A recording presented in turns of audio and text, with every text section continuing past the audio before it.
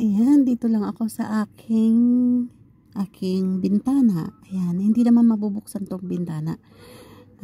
Siguro pag-iingat na lang din ng may-ari ng flat. Or hindi ito nabubuksan ang bintanang to. Kasi 'di ba marami sa mga OFWs o mga yung nahuhulog, yung nagpapakamatay, kunuhay, pero baka may naghulog, 'di ba? Kaya yung mga bintana dito is nakasara. Ayan, binubuksan ko lang, hindi siya nabubuksan as in bukas. Ayan. Pero tinatakpan ko lang ito ng makapal na kurtina para hindi masyadong maliwanag dito sa aking kwarto. Ayan, ito po ang view dito sa aking bintana. Ayan. Silip-silip lang muna ako dito sa bintana. Napakainit po sa labas, napakainit. Ayan. Kahit nasa gabi, mainit pa rin yung hangin. Ayan. Ganyan po ang aking view dito. Dito lang ako nanonood-nood. Kapag naiinip na. Inip na. Ayan. Nanonood lang ako dito sa mga sasakyan na dumadaan.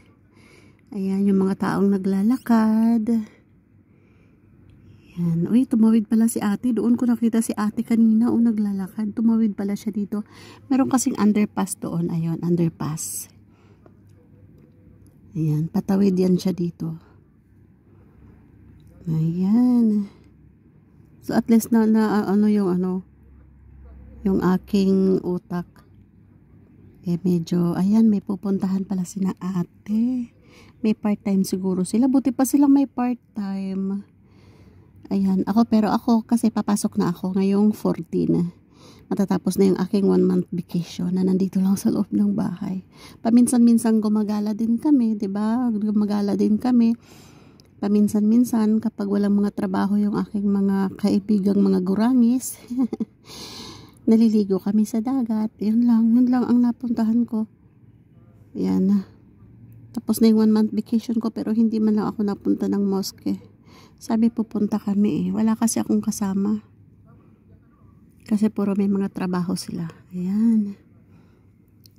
So hanggang dito na lang.